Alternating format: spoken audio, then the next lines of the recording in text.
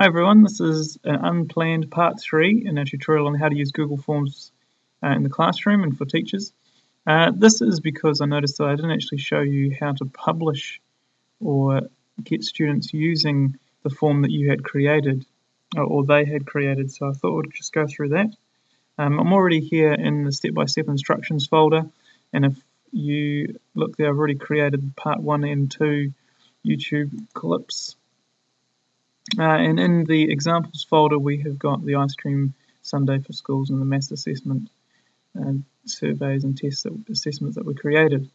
Now I'll just use one of these. We'll go into the maths assessment term 4 and show you where you get the link and how do you share it and get students to actually fill in the form that you've created. Alright, so this is the maths assessment. Now, assuming that you want to release that to the students on a particular day, there's a couple of ways that you could do that. I guess that you could send them the link via Messenger or something like that. But let's just go through a couple of different options. First of all, if you look up the top right here, it says Send Form. When you click that, it provides you a link. Now, this is a Google link, so you could write that up on the whiteboard. There is the option here, if you click short URL, it tries to make it even shorter, so that's handy for teachers. If you're writing it on the whiteboard, it doesn't have to be massive. And that's probably the most common way that you can share that. So whoever has access to that link has access to your form, providing that the form is open for people to fill out. I'll show that in a second. Alright, another way that you can do it is obviously using the sharing tools that I've got here. There's Twitter, Facebook, Google+.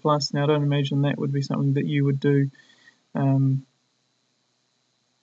your classroom, but there's also the ability to send it out via emails, groups, those kind of things. And obviously if you've created a group already for your classroom, then you can add that pretty quickly. So that's one way that we can do it. So I'm just going to copy that link using Control-C. Or right click and copy, and I'll go done. Essentially the form is always live as soon as you've created it, as long as you are accepting responses. Now the way to change that or to check that is by going to responses up the top here, looking at the menu. If it says accepting responses, then it means that it is accepting responses. It's not you click that to select it. If I click accepting responses, it stops you from collecting responses, so it says this form has been turned off.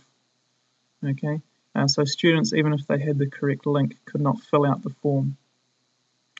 So let's turn that back on by clicking not accepting responses. We're toggling it to the other way, so now it's accepting responses, and I'm going to go up to my internet here. I'm going to create a new tab, and in that tab I'm going to right click and paste and go that form address. So here it is here. And it's not Google page, that was already there. We're now, going to that form, and hopefully, all going well, it will come up with that blue theme that we created. Again, apologise for the speeds. And so that's how you would get to the form. Unfortunately, I can't show you because I've already responded. Okay, I was the first one to go through. If I close out of that tab, go to the form and unselect the option there to allow only one response, just wait till it saves, and then I can open up a new tab, paste that address in, and go to it again, and it should this time let me view it.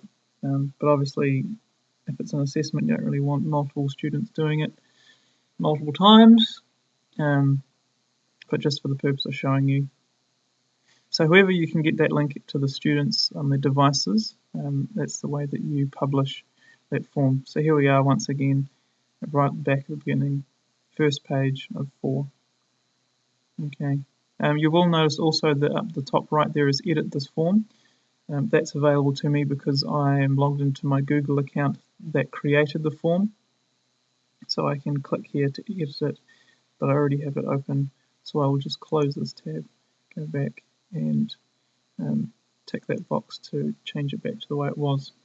So there we go, that's how you publish it, and you can view your responses from here or by going through Drive to view the responses. Now, we'll just like to show you one more thing, and that is generating if you've deleted the response spreadsheet, regenerating it.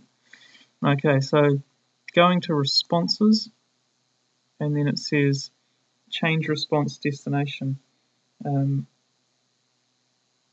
You can also delete responses from here, so I would actually recommend coming through here and using this because it's going to cause less complications. But if you have accidentally deleted that response spreadsheet, then you can change the response destination and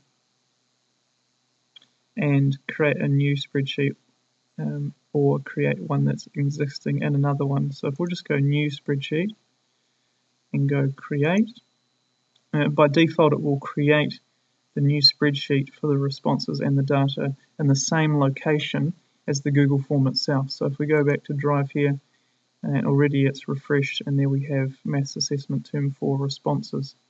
Let's just check that by going into there and seeing if those two names, first and last name, have switched around.